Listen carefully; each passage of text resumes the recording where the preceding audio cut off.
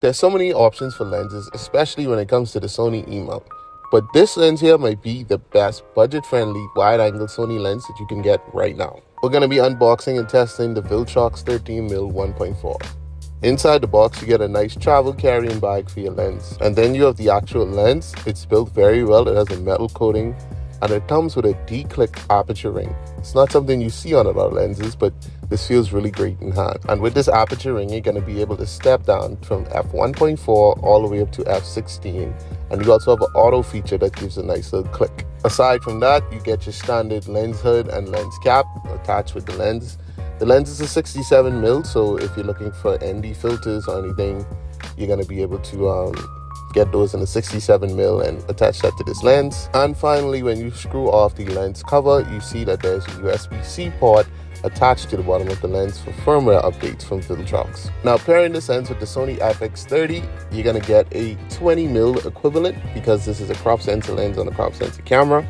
And going down to 1.4, honestly, this is a crazy combination. Like, I had the 16mm from Sigma, and I could say this is just a tack sharp or better.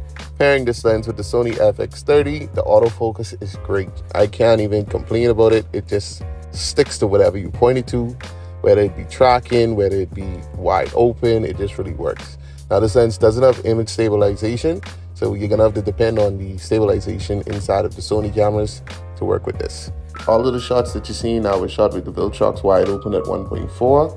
I'm shooting in S Cinetone because I'm editing on the phone right now and I don't have time to color grade these images, but the S Cinetone comes out pretty good, and you can see at 1.4, the autofocus is tack sharp, and when I move it to the subject or away from the subject, the autofocus quickly responds. Now, don't mind this shot being a bit overexposed. I was kind of rushed and I didn't have a chance to do it again. So I wanted to test the tracking to see how well it would track my face up until I walk straight up to the camera, and you could see it holds up pretty well until I actually reach in front of the camera. Overall, I'm quite surprised with this lens, especially because it's from Viltrox.